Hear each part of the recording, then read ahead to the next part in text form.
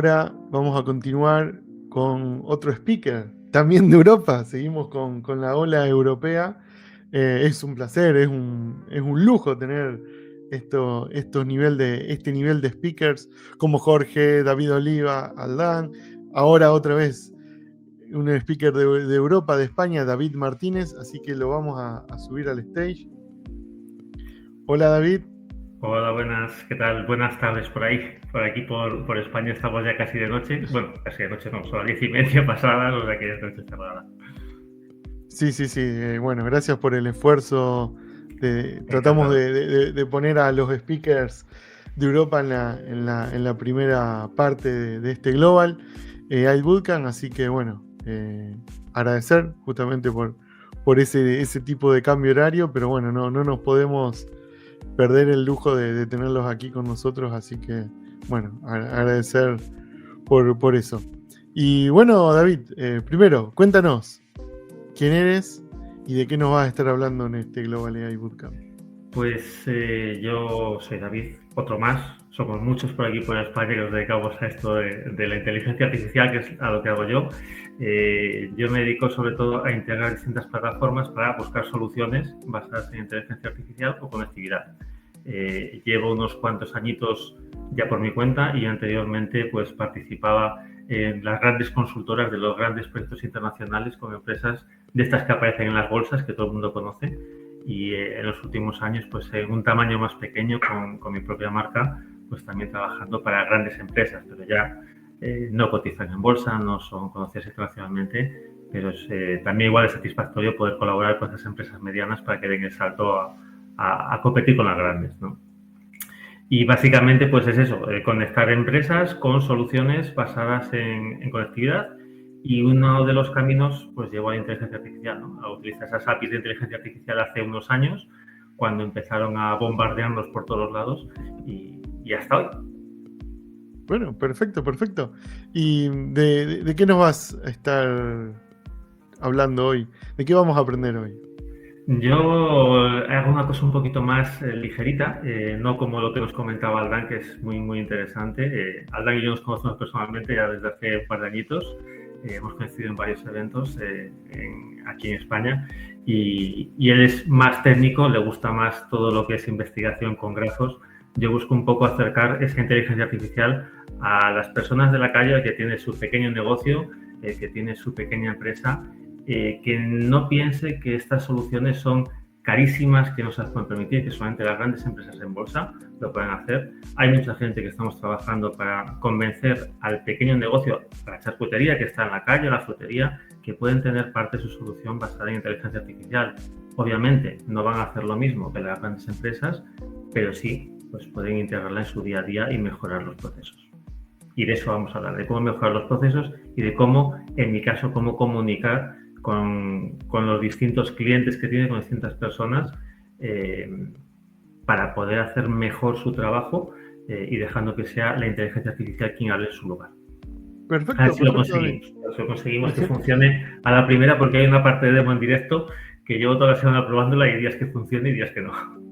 Sí, ese es el tema de los demos. Pero bueno, ese es el reto de los demos en vivo. Bueno, David, cuando quieras compartir tu escritorio, así lo subimos al stage. Compartimos pantalla.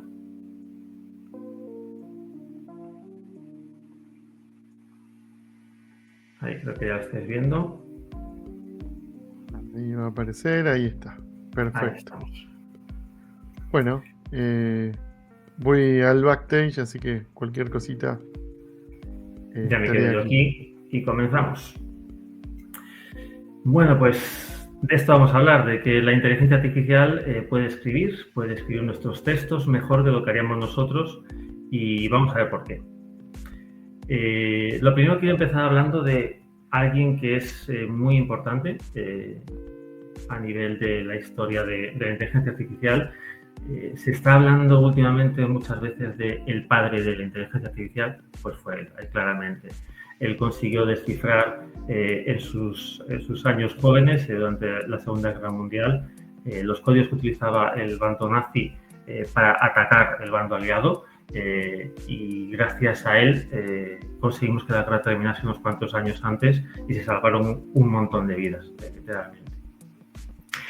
También lo conocemos por ser el padre de los videojuegos. El primer videojuego, algo parecido a un videojuego que conocemos, lo desarrolló junto a su compañero Camperdown. Hicieron un ajedrez que era muy rudimentario, porque ni siquiera llegó a funcionar nunca en la máquina, la primera versión. Estamos hablando del año 1950. Y este ajedrez era un algoritmo tan complejo que en las máquinas de la época era imposible que funcionase. Por lo tanto, tuvieron que hacerlo sobre una base teórica y jugar con personas reales para que sea capaz de ganarles. La historia nos dice que como no consiguieron ningún rival que supiese jugar ajedrez que perdiese con la máquina, tuvieron que inventarse uno, enseñar a una persona a jugar al ajedrez para que perdiera con la máquina y demostrar su teoría. Pero bueno, unos años después ya lo consiguieron hacer funcionar de forma correcta y que ganase realmente a un ajedrecista de nivel medio no profesional. Y sobre todo, lo conocemos porque enunció el test de Turing, en el que nos decía que llegaría algún momento en el que una máquina podría conversar con un ser humano y el ser humano no sabría si está hablando con una máquina o con un humano al otro lado. Y esa es la base de todo lo que estamos hablando ahora de inteligencias artificiales. Esto que nos parece muy nuevo, que si ChatGPT, Gemini, Llama, todas estas inteligencias artificiales recientes que son generativas, se basan en esta teoría, en el test de Turing, intentar conseguir que una máquina simule una persona. Y es algo que ya se anunció hace, pues eso, 75 años. No es algo de hace unos días. ¿Y quién soy yo? Lo comentamos un poquito al principio. Yo me he dedicado a la consultoría desde hace 25 años y pico, ya más cerca de los 26 que de los 25. Y de esos 25 años, pues aproximadamente 15 con sistemas expertos, que es una rama de la inteligencia artificial que se busca la forma de ayudar al humano a tomar decisiones, intentar corregir errores, sobre todo en temas de logística, en simulaciones de trayectorias, en concesión de préstamos, que también he participado en ese tipo de proyectos. Y es eso, la mayor parte de mi trayectoria, sistemas expertos. Y en los últimos años, desde que he decidido dejar las grandes consultoras, pues también me dedico a participar en eventos como este y se me ha ido un poquito a la parte de atrás y también los organizo. Y entre ellos, pues Global AI de Ponferrada, que tuvimos nuestro primer bootcamp el mes pasado, pues soy uno de los organizadores de este grupo. Mi nombre es muy común. David, hay muchísimos, ya hemos visto que tenemos varios. David Martínez, hay muchos también. Incluso en mi misma ciudad hay varios David Martínez, que ya me pasaba cuando era niño, que coincidíamos en nombre y apellidos. Así que ahí os dejo mi LinkedIn. Y la marca con la que trabajo, que es Inforradas, en la que estoy trabajando por hacerla crecer desde hace pues 6 años ya. Pasamos ahora a los sistemas expertos, que no son nada nuevo. Es algo que lleva mucho tiempo con nosotros. Y para empezar por la base, tenemos que saber qué es un sistema experto. Un sistema experto es básicamente 3 cosas. Un sistema es la base de todo. Tiene que ser una máquina, no puede ser un humano. Una máquina o un conjunto de máquinas que se comuniquen entre sí de alguna manera, normalmente en una red local, para encontrar un resultado. Tiene que tener el conocimiento de un experto humano, debe disponer de toda la información que podría tener un experto en el tema sobre el que vaya a darnos respuesta ese sistema experto. Y tiene que ser capaz de consultarlo de forma autónoma, sin que tengan que introducir ninguna base de datos de conocimiento adicional ni poder generarlo automáticamente. Este es el gran punto de diferencia que tenemos con los sistemas actuales de las inteligencias generativas. Un sistema experto no crea nuevo conocimiento, no aprende de sus errores. Simplemente nos permite tomar una decisión, en algunos casos, las menos de las veces, y lo más habitual es que nos proponga una serie de opciones, y es el humano quien decide entre las opciones válidas cómo hemos de actuar. Decía que no genera nuevo conocimiento. Esa toma de decisiones, por mucho que sepa que ha sido correcto una vez, no la va a aplicar la siguiente vez para encontrar una solución, sino que tiene que ser un humano el que corrija algún parámetro para luego ajustarlo. Un poco como lo que hacemos nosotros con la temperatura de un sistema generativo, de una inteligencia artificial generativa, cuando vemos que es demasiado operativo o demasiado estricto. ¿Qué aplicaciones tienen los sistemas expertos? Son bastante conocidos en el ámbito industrial, no tanto en otros, pero el industrial lleva muchos años con nosotros. Tres ejemplos muy habituales, tres ejemplos que todos conocemos. Cuando nosotros estamos conduciendo un vehículo y queremos ir de un punto a otro, ¿qué hacemos? Pedírselo al GPS. Hace ya más de 20 años, hace 25 o 30 años, se popularizaron los sistemas de GPS para guiarnos de un punto a otro. Ya los mapas en papel casi desaparecieron, ¿no? Le poníamos el punto de destino y nos llevaba. Esto ha ido evolucionando con el paso de los años y ahora ya tenemos la forma mejor de ir de un sitio a otro. Y eso de mejor, pues es relativo. A veces es la más corta, a veces la más rápida, a veces la que menos desvíos tiene para hacer una conducción más sencilla, otra veces es la más eficiente. Y todo esto tenemos que evaluarlo con una serie de parámetros muy amplios, como límites de velocidad, tiempo que se tarda en hacer el trayecto, si hay un atasco, incluso si tenemos conexión en tiempo real para verlo, ver las pendientes para calcular consumos, etc. En la seguridad, yo no soy experto en automoción. Una vez que comenté esto que era seguridad pasiva, me dijeron que era activa. Para mí, tenía entendido que era pasiva, pero por si acaso hay alguien que sepa más del tema que yo, que me corrija, y es el asistente de cambio de carril. Hace unos cuantos años veíamos esos asistentes de cambio de carril que de alguna forma nos avisaban que estábamos pisando una línea continua o una línea discontinua cuando conducíamos el coche, con un pequeño pitidito. Y ya los sistemas más modernos pues lo que hacen es guiarnos a utilizar el camino adecuado, endureciendo la dirección o incluso girando un poco el volante hacia el sentido apropiado. Y ya en el caso de los vehículos de conducción autónoma, pues con unas cámaras detectan los movimientos de las líneas para hacer un trazo más o menos continuo y calcular el carril que puede utilizar, y se sitúa en el centro del carril para evitar que haya accidentes. Y la última, la que más conocemos todos, que son las plataformas de televisión bajo demanda. Lo típico, que estamos en el sofá viendo una película, pensamos cuando acabe la película que ya está a punto, me levanto, voy a preparar la tarea del día siguiente, voy a poner una lavadora, qué sé yo, voy a preparar la cena, pero nos ofrece 3 películas, 3 series, 3 contenidos, en cualquier caso, en base a lo que sabe de nosotros, nos propone qué nos puede gustar, nos pica la curiosidad, vemos uno, nos gusta y cuando termina se repite el ciclo, otros 3 y los 3 nos siguen gustando. Y de esta manera nos damos cuenta que la plataforma de televisión conoce más de nuestros gustos que nosotros mismos, porque ha acertado no solo en esas primeras 3 propuestas, sino en las 3 siguientes. Y esto nos surge que tenemos que intentar buscar un mensaje diferente en función de cómo hablemos y con quién hablemos, porque un mismo mensaje es un error seguro. Tenemos que tener en cuenta que cuando hablamos con las personas, sea quien sea, nuestros compañeros de clase, nuestros profesores, cuando estamos en la vida laboral, nuestros compañeros de empresa, nuestros clientes, nuestros proveedores, estamos trabajando con personas de distinto perfil al nuestro. Es muy raro que sean todos iguales a nosotros y que podamos comunicarnos de igual a igual con el mismo nivel de conocimiento. Tenemos que adaptarnos a ellos porque ellos son diferentes. No podemos llegar a todos por igual, no podemos tratarlos de la misma forma, llegar con el mismo mensaje y que de forma indiscriminada lo soltemos cada día y llegue a todas las personas igual, porque eso no es la forma de conseguir que nuestros clientes potenciales se conviertan en clientes. Tenemos que adaptarnos a lo que es cada persona, porque son personas diferentes, tenemos una diversidad de audiencia. Tenemos que tener en cuenta también que cuando hablamos, como por ejemplo yo ahora estoy hablando sobre un tema, apoyándome en una presentación que tiene dibujitos, colores, movimiento en algún caso, ¿vale? Consigo con esos cambios captar atención.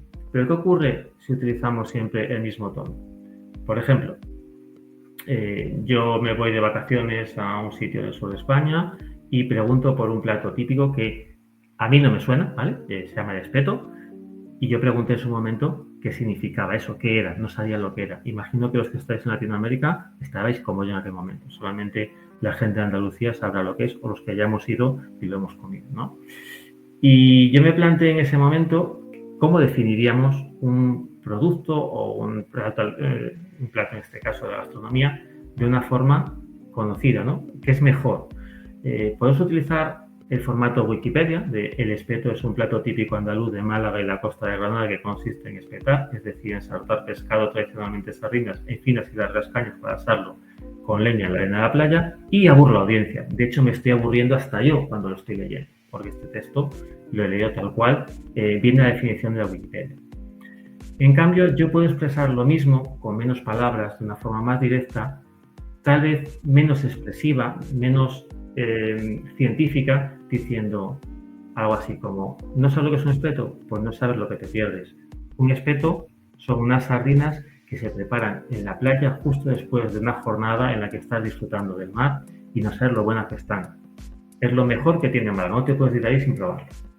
No digo ni la cuarta parte de información y en cambio llega mejor. Tenemos que adaptar las palabras para saber a quién le tenemos que dar una definición más enciclopédica y a quién lo que necesita o a quién le debemos decir las cosas de una forma mucho más normal, mucho más coloquial. Y por último, la eficiencia en la comunicación. Tenemos que llegar a nuestra audiencia con un mismo fondo, pero con una forma diferente. No podemos hablarle a una doctora como tenemos aquí de la misma forma que le hablaríamos a nuestros hijos, a nuestros padres, a nuestros hermanos, a nuestros compañeros de trabajo, de colegio.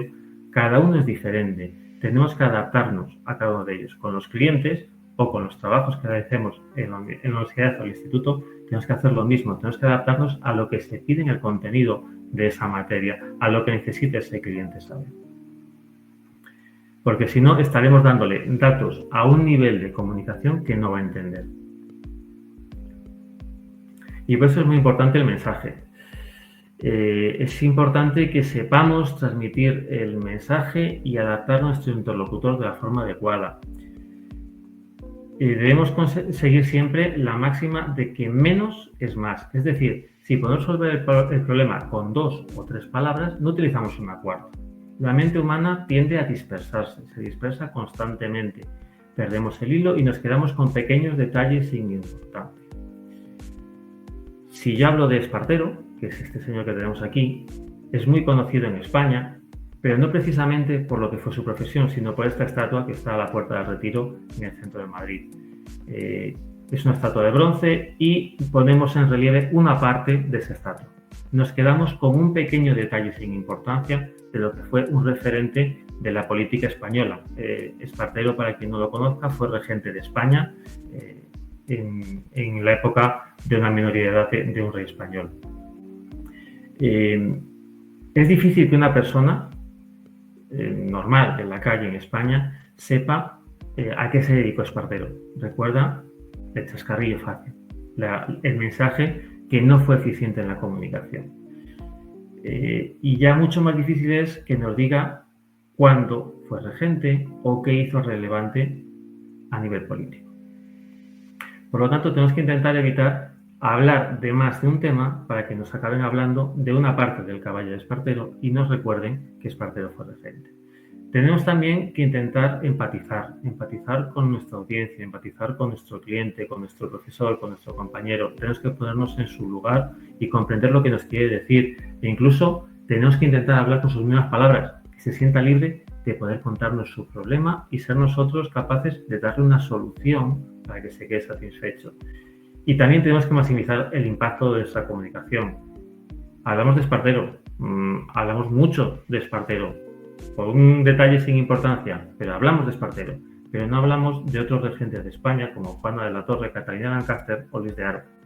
La mayor parte de la gente es la primera vez que escucha este nombre, estos 3 nombres. Ya como para recordar que fueron regentes, en qué años, eso es falta de impacto. Hicieron más o menos lo mismo que Espartero, pero como no tuvieron una estatua que consiguió dispersar la comunicación, han desaparecido. Así que si no queremos ser como Baldomero Espartero, que seguramente nadie recordará su nombre, tenemos que seguir estos 3 principios de eficiencia, una conexión individual y una maximización del impacto. Pero somos humanos y como humanos que somos, creemos que sabemos hablar, que hablamos muy bien, que nos comunicamos perfectamente y eso es un error. Es un error porque empiezan nuestros problemas cuando hablamos de expresarnos a nivel empresarial. No hacemos igual una comunicación en todos los aspectos de nuestra vida, en todos los momentos. El año pasado en España hubo un 7% de absentismo laboral. A nivel mundial más o menos tiene que estar por ahí las cifras, al menos en el mundo que esté industrializado. Este 7% que nos puede parecer muy poco significa que una persona faltó a su puesto de trabajo de media 15 días de forma injustificada. 15 días completos, sin justificación, más allá de las vacaciones y los festivos. Yo no falté ninguno, así que alguien se ha cogido mis días. Hay gente que falta muchos más días. Con la inteligencia artificial nunca vamos a tener este problema. La inteligencia artificial nunca se enferma y nunca deja de trabajar. Sí es cierto que a veces se cae el sistema, que nos falla, pero se reinicia y vuelve otra vez a funcionar al cabo de unos segundos. Y como no se enferma, de aquí sacamos lo siguiente, tampoco se cansa. No tiene fin su jornada laboral, está trabajando 24 horas todos los días del año, no pide vacaciones, no pide días de asuntos propios, se levanta primero de la mañana en perfecto estado y último de la noche sigue exactamente igual. Nosotros los humanos, cuando no dormimos bien, nos levantamos cansados, a veces no conseguimos despejarnos, tenemos que tirar mucho de cafés y productos similares, y eso no es bueno para llegar con nuestro mensaje a todos nuestros clientes. Eso hace que no consigamos transmitir correctamente nuestro mensaje. Tampoco se cansa y está de mal humor, porque muchas veces el cansancio implica que el siguiente paso es no somos capaces de llevar con normalidad la jornada laboral, estamos de mal humor y ese día justo tenemos o que entregar un trabajo o que hablar con un cliente. No conseguimos conectar, no conseguimos empatizar con la otra parte, nos enfadamos y nos los mandamos a un sitio muy feo porque somos profesionales o porque queremos aprobar esa asignatura, que si no, lo haríamos. Así que cliente perdido o asignatura que si no está sorpresa, poco le falta. ¿Qué es lo que proponemos hacer? ¿Qué es lo que creemos que podríamos aprovechar de este entorno que nos encontramos de inteligencia artificial? Decíamos al principio que Turing proponía que si una máquina lograba generar la duda a un humano de si era máquina o humano, estaba consiguiendo su propósito, ¿no? Estábamos consiguiendo una máquina con comportamiento humano.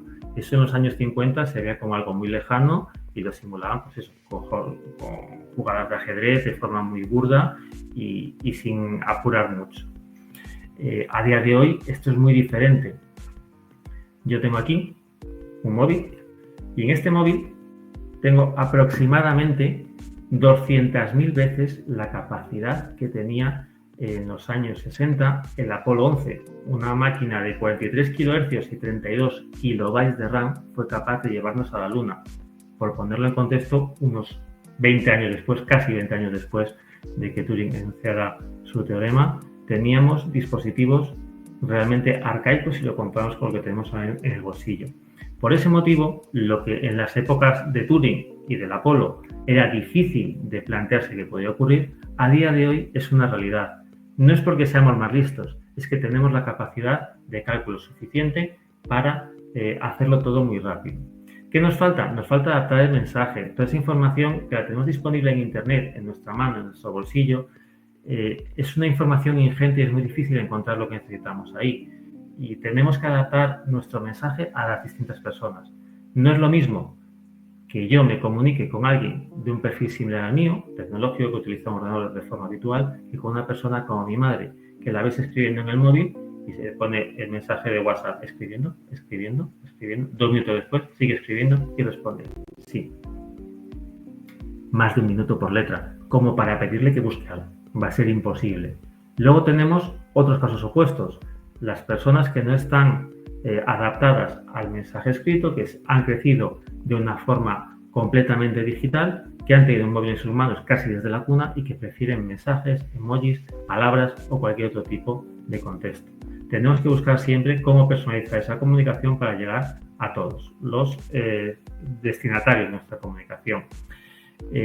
Para personalizar la comunicación también hay que tener en cuenta de dónde venimos, dónde estamos y con quién queremos hablar, porque no es lo mismo que yo hable para España que para Argentina o incluso para un país diferente, un país en el que hable un idioma distinto, porque pocos de nosotros somos capaces de hablar del tiempo o de lo que hemos hecho ayer, la típica conversación de ascensor, en 3 idiomas. Si nos ponemos a ver lo que ocurre en el mundo, tenemos 200 idiomas cooficiales en algún territorio del mundo y 7.000 idiomas diferentes, incluyendo los minoritarios, que son de pequeñas tribus en algunas aldeas remotas. La inteligencia artificial sabe todos esos lenguajes y esos 200 idiomas cooficiales los domina a la perfección para hablar de cualquier tema, no solo del tiempo. Pero a veces la información que hay pública no es suficiente y por eso tenemos que trabajar con los contextos de información. El concepto de token y los límites del contexto nos han marcado durante mucho tiempo cómo podemos trabajar con inteligencias artificiales. Aquí tenemos unos datos de lo que es más o menos un token, que es un significante que utilizábamos cuando estudiábamos en el colegio instituto de la comunicación. Es casi una palabra, más o menos suele ser el tamaño de una palabra, un número, un símbolo, una forma de tratar a un sustantivo. Tenemos límites de contexto bastante amplios en los últimos meses ya, iba a decir años, pero esto evoluciona a una velocidad vertiginosa, que nos permiten introducirle mucha información en cada ida y venida. Esto lo que nos hace es sobrecargar la comunicación y que esos tokens que viajan y vuelvan estén agotando nuestros tokens de consumo y al final nos cueste mucho más dinero. Por eso tenemos que intentar definir un contexto lo más ajustado posible para no pasarle ese Quijote completo a nuestra inteligencia artificial, sino que ese Quijote lo tenga ya aprendido, que sea capaz de trabajar con él y de expresarse en base a ese texto y buscar en ese texto las respuestas que necesitemos. Tenemos distintos ejemplos de perfiles que estamos trabajando hoy en día con los distintos sectores de la industria. Tenemos el clásico asistente virtual, Alexa, Siri, Cortana. Ha tenido distintos nombres de los grandes proveedores cloud y básicamente lo que nos hace es atención al cliente, soporte, asistencia y una guía, ¿vale? Tenemos las plataformas virtuales como los recomendadores de contenidos, qué decir de Netflix, qué decir de otras similares como Spotify, que se basan en el mismo sistema. Y en los últimos meses, en los últimos años empezamos a trabajarlo y en base a comunicaciones rígidas, y en los últimos meses las tenemos ya en comunicaciones flexibles, que en lenguaje natural un chatbot comercial sea capaz de responder a cualquier demanda de un cliente. Yo aquí siempre intento poner en contexto y poner límites. Hay veces que por mucho que expresemos cuál es la necesidad como humanos que somos, no somos capaces de utilizar el lenguaje de la otra parte, el lenguaje bancario, el lenguaje médico, el lenguaje que sea, para que entiendan cuál es nuestra petición y poder darnos respuesta. Un error muy grande que se suele cometer es que se quede en la plataforma hasta el infinito. Hay muchas plataformas, al menos en España, muchas plataformas bancarias que tienen un chatbot que se queda ahí y no te pasa nunca con un humano, no determina que ha llegado el límite en el que no es capaz de entender a la persona. Hay que establecer un límite, hay que ponerle un tope para que si la persona que se intenta comunicar con la máquina no es capaz de transmitirle esa información, que pasa con un humano, que sea el que responda y que se adapte mejor todavía al lenguaje. Por eso tenemos que crear bots personalizados y vamos a hacer una pequeña prueba, a ver si funciona. Decía antes Aldán que esto camina a pasos agigantados, que vamos cada vez más rápido. Esta prueba, hace un mes, que fue cuando estaba preparando yo estos contenidos, funcionaba perfectamente en Copilot, en los agentes de Copilot, ¿vale? Que es donde vamos a probar. No sé si funcionará. Yo lo he probado, como decía al principio, esta semana y ha habido días que sí, días que no y días que a ratos funcionaba y otros no. Vamos a intentarlo, ¿vale? Primero nos vamos a ChatGPT. Aquí la pregunta típica, ¿vale? Queremos hacer una pregunta, no sé, algo genérico. ¿Cómo se construye un muro de ladrillo? ¿Vale? Nos da una respuesta más o menos detallada, siguiendo una serie de pasos. Las versiones más recientes ya nos incluyen iconitos, guías, ¿vale? Todo bastante detallado, bastante sencillo. Pero ¿qué ocurre? Si yo esto lo doy como respuesta de mi empresa o como respuesta mía en un trabajo, esto suena muy artificial. Es un estilo que cada día es distinto. Si esa respuesta va variando, te la pregunto hoy, mañana, la semana que viene, va a cambiar hasta el estilo, ya no el contenido, hasta el estilo. Pero si lo queremos adaptar, podemos utilizar lo típico de pon un tono formal, pon un tono X, o lo que a mí me gusta más es explícamelo. Le pongo un tope de palabras para que no sea muy largo, 50 palabras, como si fueras. Pues, normalmente pongo Antonio Machado, pero hoy voy a poner a alguien diferente para que sea completamente nuevo para mí. Rubén Darío. Rubén Darío, para quien no lo conozca, era un poeta que era bastante prolífico en epítetos. Sobre un lecho firme, el albañil entona su canto de piedra de la masa, y sí, ¿vale? Esto está muy bien si la persona como la que queremos hablar es famosa, es conocida, tiene una gran literatura, básicamente está en una inteligencia artificial cargada de esa información. No puedo decirle, explícamelo como si fueras David Martín. ¿Vale?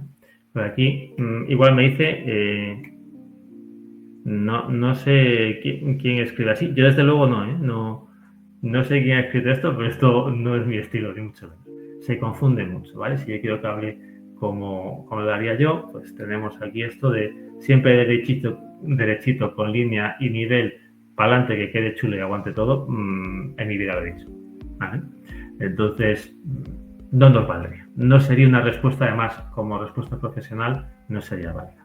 Así que, ¿qué hacemos? Pues ya que me he creado, como tarda un poquito y tenemos el tiempo más o menos justo, me he creado ya el agente, ¿vale? Le he cambiado el tema de inicio para que responda algo más corto, le he puesto una foto mía para hacerlo bonito y he creado mi otro yo. ¿Qué he hecho con mi otro yo? Lo que he hecho es dotarlo de conocimientos. Los conocimientos que tiene son mi página personal y el contenido de una newsletter que yo envío semanalmente, cada 2 semanas, perdón, lo estoy enviando, sobre crecimiento empresarial de programadores juniors a programadores senior, ¿vale? Entonces, le vamos a hacer la pregunta. Importante, tengo habilitado, aquí lo vemos más abajo, habilitado el conocimiento específico de la plataforma, ¿vale? Entonces, seguramente me va a contestar mal. ¿Cómo se construye un muro de ladrillo? A esto yo no respondo en mis textos, ¿vale?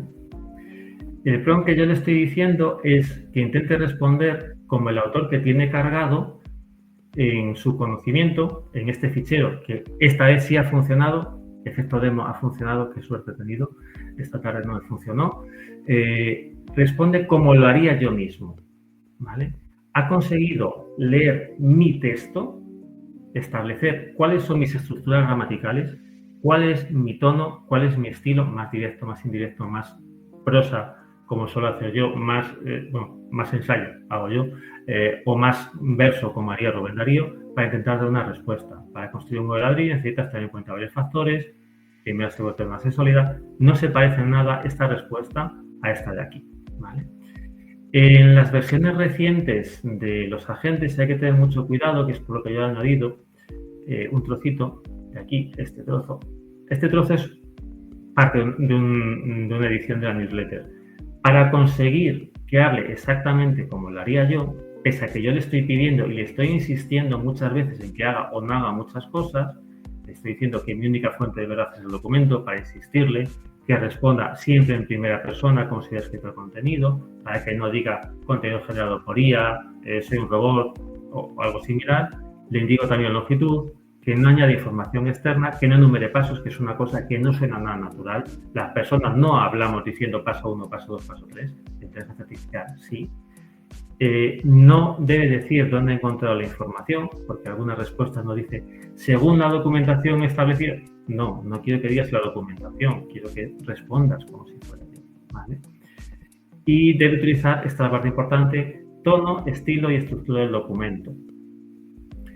No digas de dónde proviene, que proviene de una fuente en concreto, de un fichero, ¿vale? Y que hable como el autor. Pero esto hace un mes funcionaba, lo hacía bien, muy bien de hecho, pero con la última corrección no siempre coge esa fuente para dar el estilo. Si la respuesta no es, si está en el texto, lo hace perfectamente. Pero si la respuesta a la pregunta no lo está, se va a buscar la internet en su fuente de conocimiento, en esta, que no está aquí, en internet directamente, con lo que está preentrenado, y me da una respuesta estándar, como la que me daría ChatGPT en una conexión pública, ¿vale? Y con esta forma conseguimos que hable como si hablase yo para construir un nuevo ladrillo. ¿Qué nos puede ocurrir? Que no tenga esta referencia, que no encuentre nada ahí, ¿vale? Entonces, en ese caso tenemos que insistirle más veces utilizando alguna palabra como la que estamos indicando aquí, de no enumeres pasos, si los está enumerando, utiliza el estilo, la estructura del documento que te proporciona el contexto o no busques fuera, ¿vale? Y como creo que ya me ha pasado de tiempo, volvemos a lo último que me queda de la presentación, que es qué decir al respecto de lo que hemos visto hasta hoy.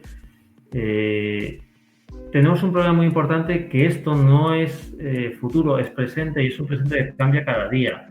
Si nos vamos 6 meses hacia atrás, vemos que en junio del año pasado, en junio de 2024, se consiguió superar el test de Turing. El 54% de los participantes se equivocó al determinar si en la otra parte de sus comunicaciones había inteligencia artificial o un humano.